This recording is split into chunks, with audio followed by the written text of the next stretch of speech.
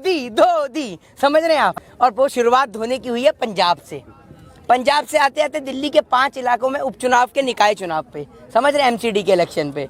तो अब अगर ईवीएम में कोई हेरा फेरी ना हो तो इनका बंगाल से इतना तगड़ा सुपड़ा साफ होने वाला है कि बंगाल में दूर दूर तक भाजपा वाला कोई नजर नहीं आएगा, समझ रहे हैं आप। दूरबीन लेकर भी ढूंढेंगे तब भी नजर नहीं आएगा। और अगर आपने मोदी जी को चुन दिया तो भैया आप पूछते ही रह जाएंगे, खूब भालो, और हर आदमी कहेगा कुछ नहीं है भालो, समझ रहे हैं। हाँ, क्योंकि ये रविंद्रनाथ टैगोर के भेष में देश को लूटने वाले लोग हैं। ये दाढ़ी बढ़ाकर जो आदमी देश का किसान यहाँ पर बैठा हुआ है उसको छोड़कर वहाँ चुनाव लड़ने जा सकता है, तो आपको लगता है कि वो आदमी देश के लिए कुछ करेंगे? मोदी जी, आपने उसकी बात करी वेशभूषा की, जी, टैगोर की तरह उन्होंने दाढ़ी बढ़ा ली है, लेकिन चुनाव तो तमिलनाडु में भी है, वहाँ का उन्होंने रूप धारण नहीं किया है। तो एक ही जगह का करेंगे क्या? सब जगह का थोड़ी करें। एक बारी में आप सारी नौका पे सवार हो लेंगे? हैं? असम में क्या चाय की पत्ती का पैकेट हाथ में लेके घूमेंगे या चाय की पत्ती का एडवर्टाइजमेंट करेंगे? तो प्रियंका गांधी लेकर घूम रही है। तमिल की भाषा भी तो सीख रहे। कौन? मोदी जी? अरे मोदी जी तो मल्टी टैलेंटेड आदमी है भैया, वो सब देश की भाषा जानते हैं। घाट घाट पे कपड़ा बदले, कोस कोस पे वाणी, और जिस प्रदेश में जाए वहीं पे फेंके लंबी लंबी। बताओ कौन सा प्राणी? मोदी? नहीं, आप मोहित जी, आपने कहा कि पश्चिम बंगाल में अगर बीजेपी आ गई, जी, बीजेपी तो वहाँ है नहीं अभी। अगर वो 50, 40 या 60 सीट भी ले आती है तो उसकी तो बढ़ोतरी हुई ना, तो जीत तो है ना। क्यों जीत है? आप कहाँ से कह रहे हैं 50-60 सीटें आ जाएंगी? आप तो नहीं, आप तो यूं भी कह रहे थे कि गुरदासपुर से खाता भी नहीं खुलने वाला है बाकी अन्य पार्टियों का, लेकिन वहाँ तो भारतीय जनता पार्टी का सुपड़ा भी साफ हो गया। तो गुजरात में बीजेपी ने नहीं कर दिया सुपड़ा साफ? किसने?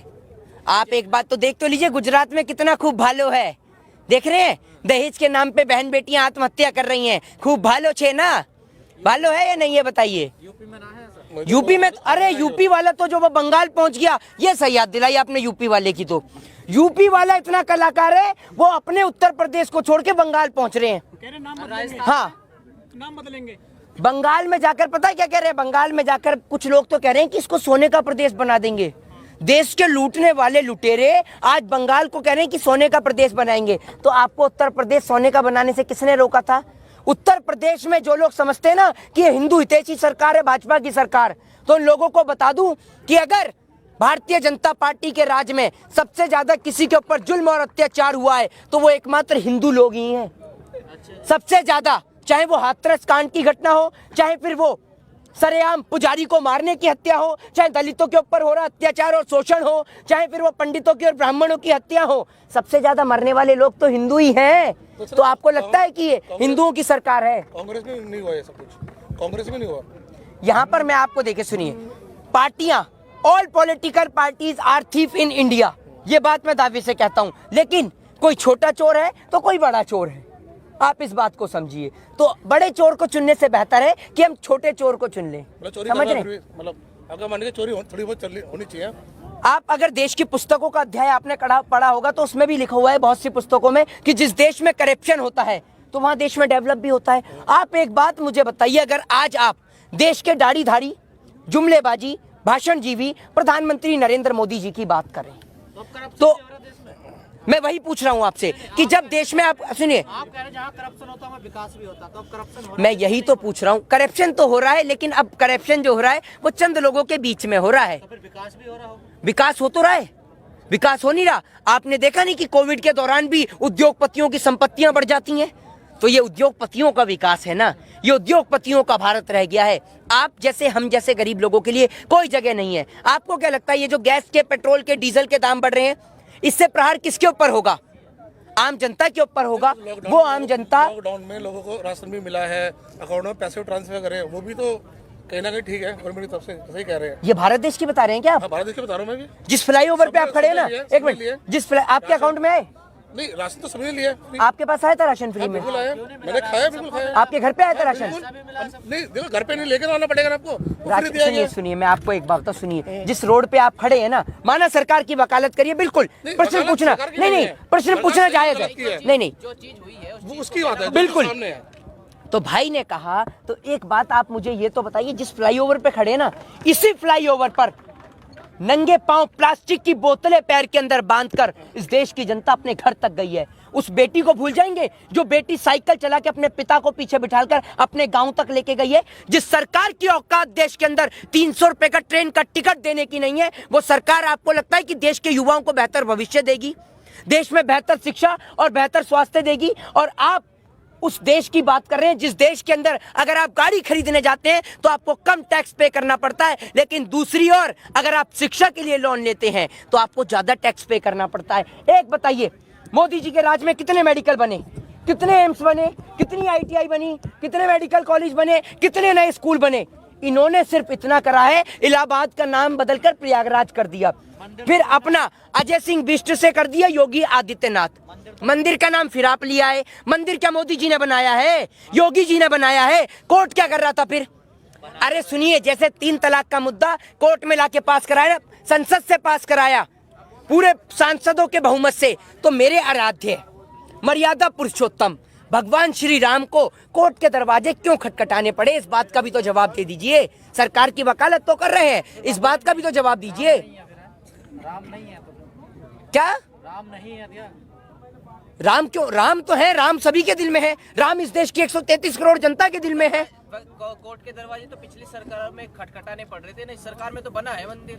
तो इस कोर्ट ने नहीं, कोर्ट ने बनवाया है या मोदी जी ने बनवाया है? एक बात आप कॉमन सेंस नहीं लगाते क्या? अरे सुनिए, अरे इतनी भी चाटुकारिता मत करिए, इतनी भी दलाली मत करिए, अरे कॉमन सेंस लगाइए ना। जब 3 तलाक का मुद्दा आप 300 सांसदों के बहुमत से पारित करवा देते हैं, तो एक बात मुझे बताइए, राम जी को कोर्ट के दरवाजे क्यों खटखटाने पड़ते हैं? आप कहते कि मैं प्रधानमंत्री नरेंद्र दामोदर दास मोदी पूर्ण बहुमत की सरकार के साथ पार्लियामेंट से भगवान श्री राम का मुद्दा पूरा करवाता हूं और भगवान श्री राम का मंदिर बनवाता हूं, तब सुनिए, तब मैं आपसे कहता, सुनिए, मैं फिर कहता कि आज तो कोर्ट का दरवाजा क्यों खटखटाना पड़ा? 3 तलाक के लिए आप गए, 3 तलाक के लिए आप कोर्ट गए, 3 तलाक के लिए आप कोर्ट गए।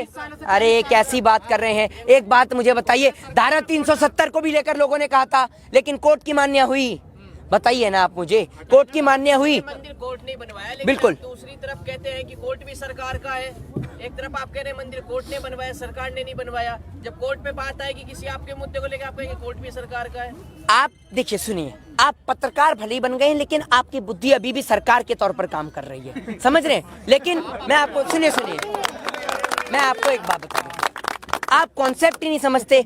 अगर सरकार कुर्सी प्रेमी भाजपा की सरकार, समझ रहे हैं, उसने पार्लियामेंट से इसलिए पास नहीं करवाया राम मंदिर का मुद्दा कि उसके हाथ से मुस्लिम वोटर ना छिन जाएं, जो उनकी पार्टी में मुस्लिम वोटर्स हैं ना, वो ना चले जाएं, इसलिए, क्योंकि आप तो कॉमन सेंस लगाते नहीं हैं, लेकिन हम पूरा कॉमन सेंस सोचते हैं। मुस्लिम वोटर है बीजेपी में? क्या बात कर रहे हैं? अभी उपचुनाव हुए ना, एक मिनट, दिल्ली में 5 सीटों पर उपचुनाव हुए ना, है, उनमें से 1 सीट पर मुस्लिम कैंडिडेट ही खड़ा करा बीजेपी ने, तो ये क्या है? वो वोटर, उसको 105, उसको जो, सुनिए, उसको जो 105 वोट मिले वो भी मुस्लिमों के मिले, तो वो वोटर नहीं था क्या? वो जज कैसे बैठ गया वहाँ जाकर के विधानसभा में? कौन सा जज? जिसने रंजन गोगोई उसको सीट वहाँ कैसे मिल गई? अगर वो फैसला नहीं देता तो सीट मिलती क्या? अगर वो फैसला नहीं देता तो सीट मिलती क्या? ये तो बताइए मुझे। एक वो व्यक्ति, नाम नहीं लेना चाहूंगा, पूरा देश जानता है, जिसको राज्यसभा मिल जाए, और अकॉर्डिंग टू लॉ, अगर आप लॉ की बात करें तो लॉ के अंदर लिखा हुआ है कि आप किसी भी संवैधानिक पद का अपमान नहीं कर सकते, लेकिन वो राज्यसभा की कुर्सी को कहते हैं कि मिल गई, समझ रहे? तो आपको कोई हक और कोई अधिकार नहीं कि आप उसकी अवहेलना करें, लेकिन उनके ऊपर कार्रवाई नहीं होती है। और एक बात मुझे बताइए, आपने कहा बंगाल के ऊपर, आपने उत्तर प्रदेश को उत्तम प्रदेश बना दिया।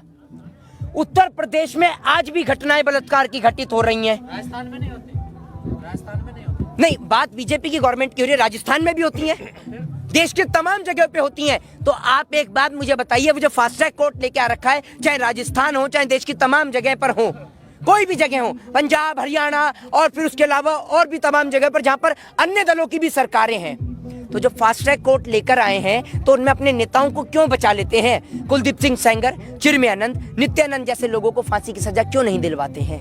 ये रिश्ता क्या कहलाता है आपका, ये तो बताइए। और बंगाल वाले लोगों से कहना चाहता हूं कि अगर बंगाल में स्थिति बेहतर चाहते हैं, और खासकर जो लोग बंगाल के बैंक में काम करते हैं, आप सोच लीजिए कि आपको चाय बेचनी है, क्योंकि चाय वाला तो बैंक बेच रहा है, तो आप सोच लीजिए आपको तो चाय ही बेचनी है। और आप उस देश की बात कर रहे हैं जिस देश के अंदर क्रिकेटर जो है अगर वो बल्ला हाथ में पकड़ते हैं उनको करोड़ों रुपए मिलता है, तो एक माँ प्रश्न कर लेती है कि माँ इन लोगों को पैसा क्यों मिलता है? तो उसकी माँ जवाब देती है कि ये लोग देश के खातिर खेल रहे हैं तो इनको पैसा मिलता है। और एक वो देश का जवान जो सरहद पे शहीद हो जाता है, वो कूद रहा होता है हेलीकॉप्टर से, तो बेटी पूछती है कि माँ इनका क्या? तो वो कहते हैं कि जो इस देश के खातिर शहीद होते हैं, गोली खाते हैं, उनको पूछा भी नहीं जाता। समझे? शहीदों के नाम पर राजनीति करने वाली और किसानों के नाम पर राजनीति करने वाली भाजपा की सरकार का अब समस्त प्रदेश से सुपड़ा साफ होने वाला है।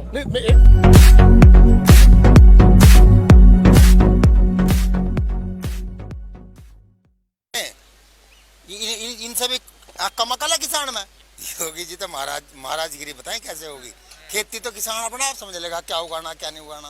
अरे फसल के पैसे तुम पे देने जा रहे, गांडे के पैसे 8,000 करोड़ इस साल के लेके बैठे हो, ज्ञान बांट रहे हो फ्री में। नीचे ये अपना आप किसान इंतजाम कर लेगा अपना। सरकार जरा घमंड में सरकार है। दरअसल ये सुप्रीम कोर्ट कह दे कि आधार कार्ड से वोट पड़ेंगी, सवेरे को बैठे मिलेंगे दोनों रंगा बिल्ला। वह मशीन की हैकिंग का कंट्रोल उनके अंडादानी के अंबानी के हाथ में है, उसका अहंकार बोल रहा। एक आंदोलन अब किस पे भी होगा? ईवीएम पे। लपड़ा तो वही है। देखो राजनीतिक दल पहले आते थे सड़कों पे, अब कौन आगे जेल जाओगा? जो सड़कों पर उसे जेल भेज दे, ठाके केस लगा दे। ये सुप्रीम कोर्ट के जजों को तो धमकी दुआ दे। काहे का डर? क्या खेत में मरे? डर काहे का लगे इनसे? जेल में जाने का। जेल में रह लेंगे, क्या हो गया भाई? जेल में रह लेंगे, वहाँ भी तो जेल ही हो रही है। जहाँ घर में गांव में बालक फीस के पैसे मांगे हैं, हम भी मांगे हैं फीस के पैसे, हम कहते हैं अंडे के पैसे ना आए, प्रिंसिपल फोन करे, वो भी तो जेल ही है। जो कई लाख की भीड़ हो रही है, अरे ये जो किसान सताए जा रहे हैं, ये विरोध काहे का करेंगे? टाइम पर तो करेंगे जब दबाना पड़ेगा बटन। अभी से चिल्लान लगे, फट बता देंगे, पिछड़े ने भगा दिए। अभी तो चुनाव नहीं है। किसान अगर सताया जाएगा तो वोट दे देगा क्या? उसे देगा जो किसान की बात कहेगा, जो किसान की बात कहेगा उसे देगा किसान। पिछले वाले भी तो चोर थे, उनको नहीं दी, इनको ले आए थे। वो किसान का नहीं, वो पूंजीपति का कानून है। वो किसान के भी खिलाफ है, कंज्यूमर के भी खिलाफ है, वो आम आदमी के खिलाफ है। उसमें तो है ही नहीं कुछ किसान का। कहाँ? और पंजाब में क्या हुआ? पंजाब में तो आंदोलन से पहले दिल्ली में क्या हुआ? तो सर 4 सीटों पर उपचुनाव 5 पे सुगड़ा साहब ना हुआ। सुगड़ा साहब ये साफ होते होते भी उसवाली कर रहे हैं। देख लेला तेरा मजनू का कलेजा क्या है, खाक में मिलके भी कहता भी बिगड़ा क्या है। धीरे धीरे सब साफ कर देंगे, सफाई करा के जब दूसरी सरकार लाओगा किसान। वे हमारे कहे के जब वे सरकार की गुलामी कर रहे, वे कुर्सी को छोड़ नहीं रहे। उनका काम में क्या काम है? अरे ये भाजपा सरकार कह रही जब हम यहाँ आके बैठे बैठे 10 दिन हुए हैं, कह रहे 700 पंचायत करेंगे, 700 पंचायत गाँव जाओगे। चले गए क्या? एक गए खट्टर की हुई, उसे बुला रहा हरियाणा, अभी नीचे भी ना आया। 699 का बाबा करेगा। गांव में क्यों जाते? गांव वाले इंतजार कर रहे, जा नहीं रहे। उसकी तो जरूरत है, बेकार बेचारा मेहनत कर रहा। मोदी दे तो रहा 2 करोड़ साल की, वो क्यों खामा टेंशन ले रहा? मोदी सब दे देगा। मोदी का नारा है आत्मनिर्भर बनो, उसका इशारा समझा करो। पहले कहता था आय दुगनी करूंगा, 2 उंगली उठा के बम्बई की माई को दुगनी कर दी दोनों की। उसका इशारा समझो। आत्मनिर्भर का मतलब है अपने आप करो जो करोगे, हम कुछ नहीं कर पाएंगे। उसका मतलब है आत्मनिर्भर बनो, खुद ही करो जो करना। खुद वो कुछ नहीं कर पाएगा। बन तो रहे आतोगे आत्मनिर्भर बनना ये कानून हमें उल्टा लुआना पड़ेगा। यो ना करे, हम आत्मनिर्भर तो बनना है। यहाँ 3 महीने चौथा महीना लग गया, हम आत्मनिर्भर कोई तो बनना है। यहाँ आत्मनिर्भर बनेंगे जाग के। अरे इन शहर वालों को शर्म आनी चाहिए। जब ये तेल बेच रहा था, रेल बेच रहा था, हवाई जहाज बेच रहा था, तो इन्हें नौकरी करने वालों को सड़क पे आ जाना चाहिए। हमारे गांव में आप लगा पता है यहाँ के किसी ने आधा देश बेच दिया। जितनी पाकिस्तान में कंपनी है ना, रोज पाकिस्तान रखे टीवी पे, इतने हमारे वाला बेच चुका। अब जो बच रही है फालतू है। लेट हो गए तुम भी। हम तो लेट, हमारे गाँव में पता बाद में लगा। अखबार पढ़ते नहीं, टीवी वहाँ चलता नहीं कि किसान में खेती करते रहे। आधा देश बेच लिया इन्हें। तो यहाँ आकर जांच पड़ी है, काम निपटा लग रहा। मोदी पूछ रहा मन की बात में, गणेश जी बम्बई फोन मिला महाराष्ट्र, इस देखिए इनकी गपूची गम देखिए। कोई किसान फोन मिला, किसी का फोन ऑफ नहीं मिला।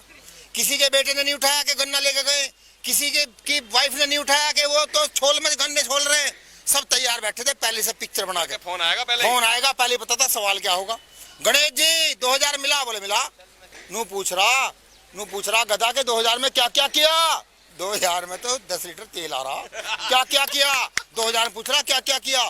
अरे मेरे से पूछ ले, ये शिव जी का 2000 है, मुझे दे 2000, तो पहले सबसे पहले तो 500 रुपये का फार्म खरीदूंगा 2000 में, फिर एक ओडी गाड़ी लूंगा 2000 में, फिर एक अपना इंश्योरेंस कराऊंगा 5 करोड़ का 2000 में, और लोंडे की शादी 5 स्टार में करूंगा, बाकी का कर लूंगा एफडी। अब राष्ट्रीय हित में होल लगा, और 4 साल पहले काय हित में हो रहा था महंगा, अब राष्ट्रीय हित में होल लगा।